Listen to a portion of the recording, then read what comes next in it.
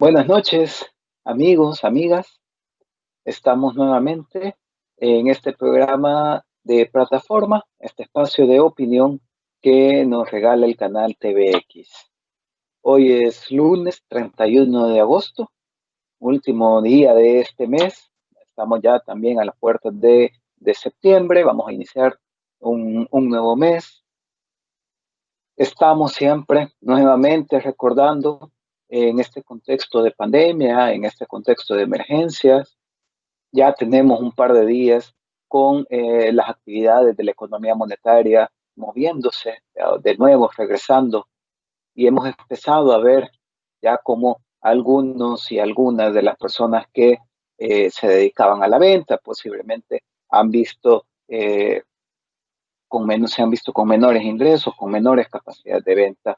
Hemos visto también ya cómo hemos estado regresando. Esto va a ser todo un proceso, ¿no? Estamos en un contexto de emergencia. No vamos a regresar a la normalidad que teníamos antes y ojalá que no regresemos, ¿no? Porque, como decíamos ya en programas anteriores, esa normalidad que teníamos antes era una normalidad desigual, era una normalidad que ponía en vulnerabilidad a las personas, ¿no? Que hacía exclusiones, que se fundamentaba en la exclusión, en la pobreza, en la desigualdad, y que este contexto de emergencia, de pandemia, nos haya dado o nos esté dando las lecciones necesarias para que esa normalidad, eso que veíamos como normalidad, no lo volvamos a repetir o empecemos a corregirlo en este nuevo contexto. Sin embargo, mientras seguimos en este caminar, en este proceso, mantengamos siempre todas las medidas de precaución necesarias. Ya sabemos, en la medida de lo posible, quedémonos en la casa, si se puede quedarnos en la casa. Si tenemos que salir, cuando tengamos que salir, hagamos todo el protocolo para salir de la casa, tengamos nuestra ropa para salir de la casa especial, para salir de la casa y otra para estar aquí en la casa. Eh, Llevemos siempre nuestra mascarilla, lavémonos las manos, mantengamos la distancia con las demás personas, mantengamos todas las medidas de seguridad, todas las medidas de precaución. Recordemos, este es un contexto, ¿no?, particular donde solo la solidaridad, la empatía y los cuidados nos van a permitir salir adelante. Seamos responsables, mantengamos los cuidados, no solo para nosotros y nosotras mismas, sino también para todas esas personas con quienes convivimos, con quienes nos rodean. Estos últimos días, se ha estado hablando mucho de el tema de las privatizaciones, ¿no? Ha vuelto a resurgir en la agenda toda la discusión sobre la administración de determinados sectores o determinadas actividades que de momento ejerce o hace el sector público y cuáles son las potencialidades, dicen algunos y algunas, de que sean los privados quienes administren estos servicios o estas actividades. Hay que recordar, para hablar de privatización, que en El Salvador ya tenemos una larga historia de privatización. En la década de los 90 se privatizaron o se reprivatizó el servicio bancario. La banca era pública en la década de los 80 y en la década de los 90 fue reprivatizada todo el sector financiero. Solo quedaron algunos pocos bancos en el sector público, desde el Banco Hipotecario o el Banco de Fomento Agropecuario, pero el resto se privatizó. En la década de los 90 también se privatizó la distribución de la energía eléctrica. Y hoy tenemos ahí a las empresas que ya conocemos que es en la distribución de energía eléctrica, y eso era parte del trabajo del Estado, y se privatizó.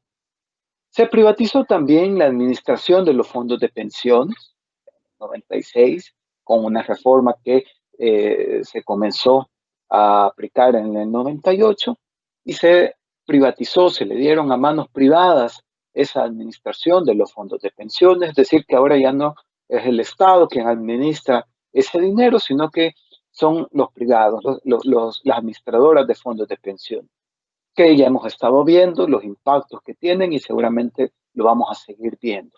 Y de hecho vamos a hacer un programa particularmente para hablar de pensiones. Sin embargo, quiero que veamos todo este recorrido que tiene El Salvador en términos de privatizaciones, porque decía, nuevamente se ha vuelto a hablar o se ha vuelto a poner en agenda el tema de el sector privado interviniendo en actividades del ejercicio público. En los 2000 se intentó privatizar la salud, se intentó privatizar también el agua, y de hecho eso todavía lo seguimos viendo. Sin embargo, hay algo interesante que pasó a partir de los 2000, con la lucha social y la lucha popular de las marchas blancas, de las comunidades también resistiéndose a la privatización del agua, las marchas blancas en contra de la privatización de la salud. La población salvadoreña, la ciudadanía, logró encontrar fuerza a esa consigna en contra de la privatización. La década de los 90 nos mostró a la ciudadanía que las privatizaciones no necesariamente nos dejan beneficios en los servicios que se van a prestar. Y fueron la lucha social, la lucha popular, que permitió detener el avance de esa agenda de privatizaciones, sobre todo en la parte de salud y en el tema del agua. Entonces, con esa lucha social, esa lucha popular y ese convencimiento de la ciudadanía de que las privatizaciones, esa agenda privatizadora no podía seguir, pues los grupos económicos comenzaron a encontrar otras formas para entrar a las actividades de ejercicio del Estado, ¿no? Entonces ya dejaron de llamarles privatizaciones y comenzaron a encontrar otras figuras legales, a encontrar otros nombres, para los cuales, en última instancia, la finalidad era la misma, que los privados estuvieran ejecutando servicios o actividades que estaban en el sector público y quedarse con, por supuesto, su parte de rentabilidad. Ahí hemos comenzado a ver, por ejemplo, el tema de las concesiones. Cómo se están dando concesiones para que sean privados quienes administren algún servicio o algún bien del Estado. Y claro, eso le llega a apropiarse de la rentabilidad. Hemos oído también de cómo se participan el sector privado en instituciones públicas. Y ahí tenemos el ejemplo, por ejemplo, del Seguro Social, donde está el sector privado en la Junta Directiva del Seguro Social, y parecería que buscan ampliar esa participación. Eso es lo que hemos estado viendo en la agenda, que se ha estado intentando ampliar esa participación. Es importante que eso, como hemos visto, no puede a suceder. La agenda privatizadora no puede volver a entrar en el país. Pero eso también no podemos dejar que avance esa agenda privatizadora en las concesiones del Estado, de bienes del Estado, para que sean ejecutadas por el sector privado, porque eso implica también renunciar a rentabilidad, renunciar a determinados recursos que le podrían entrar al arca del Estado, pero que se van a dar al sector privado y que se van a ocupar para la acumulación de capital, para toda la esfera de acumulación, toda la esfera de rentabilidad, de lucro privado, y no para el fortalecimiento de los derechos que se puede hacer desde el Estado. Y también, a partir de hace unos años, se vino creando una figura legal que también hace las veces de privatizaciones, y que son incluso privatizaciones más profundas, que son los asocios público-privados. A esa figura hay que tenerle mucho cuidado. Hay que tenerla cada vez que oigamos que el Estado está negociando un asocio público-privado para hacer una determinada obra o prestar un determinado servicio, a eso hay que tenerle mucho cuidado, hay que ponerle mucho ojo, porque los asocios público-privados lo que son figuras legales que le permiten establecer contratos a empresas privadas con el Estado para supuestamente juntos llevar a cabo esta actividad o esta obra. Sin embargo, cuando vamos a revisar las leyes, la ley que permite los asocios públicos privados, nos damos cuenta que es una ley que le da beneficios en exceso a los privados. Y de hecho, en muchos de los casos, los contratos que permite celebrar esta ley de socios públicos privados comprometen los recursos del Estado o comprometerían los recursos del Estado para asegurar la rentabilidad de los privados.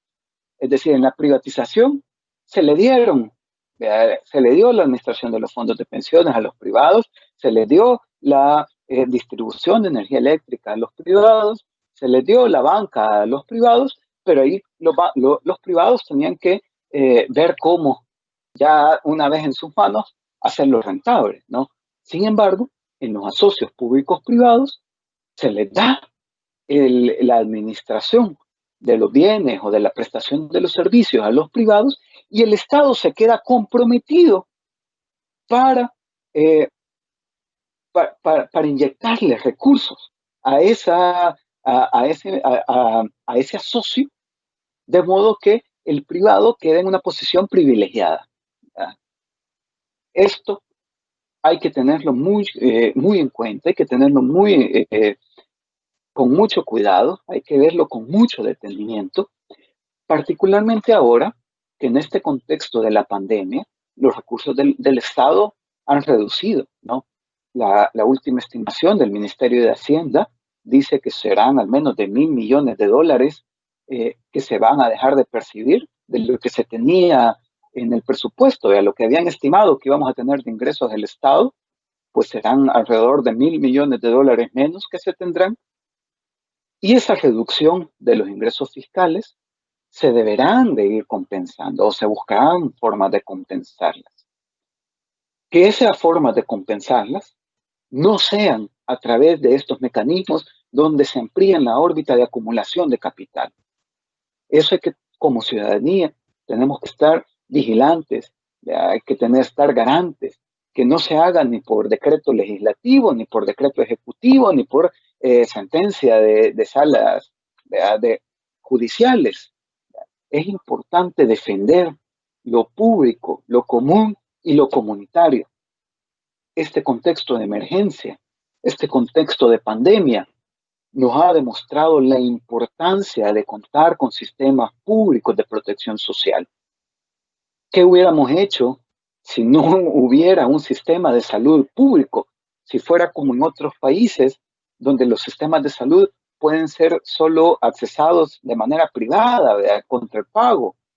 ¿Qué hubiera pasado en este contexto de pandemia, en este país, donde 1.9 millones de personas dependen sus ingresos del día a día, ¿no? Donde 3 de cada 10 salvadoreñas están laborando en el sector informal, donde el 20% de la población en edad de trabajar son mujeres que están siendo excluidas de los mercados laborales formales por realizar los trabajos de los cuidados. Es importante entonces que como ciudadanía en este contexto nos mantengamos vigilantes, nos mantengamos siempre con el ojo cuidado de lo que están haciendo los funcionarios públicos, funcionarios de los 3 órganos del Estado, qué están buscando dar.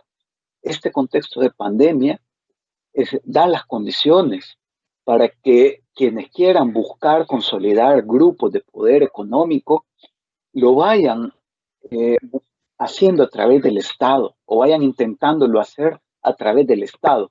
Y esta es una historia que ya la vivimos y no podemos volver a vivirla, ni por el órgano legislativo, ni por el órgano ejecutivo, ni por sentencias judiciales. Es un momento de defender la institucionalidad pública, Es momento de defender los servicios públicos, pero eso sí, cuando estamos hablando de la defensa de lo público y el fortalecimiento de lo público, eso también tiene exigencia de parte del Estado. Y es que debe de ser abierto y debe de ser un gobierno transparente. Si le estamos dando la confianza y le damos los recursos, el gobierno, por su parte, debe ser un gobierno abierto y un gobierno transparente en todo lo que hace. Y transparente no es solo en el manejo de los recursos, sino que transparente también en por qué se toman determinadas decisiones, por qué se ejecutan estos proyectos, por qué se elige hacer esto y no aquello, ¿no? Entonces es importante que como ciudadanía estemos en defensa de lo público, pero que también le exijamos a lo público que nos rinda cuentas. No a los diputados, a las diputadas, que nos rinda cuentas a la ciudadanía también. Seamos capaces de organizarnos, seamos capaces de exigir, de promover y de mantenernos siempre activos, de ciudadanías activas seamos. Hasta acá este programa de hoy, lunes 31 de agosto. Un enorme abrazo y nos vemos en el próximo lunes, siempre 7 de la noche, canal TVX. Un abrazo.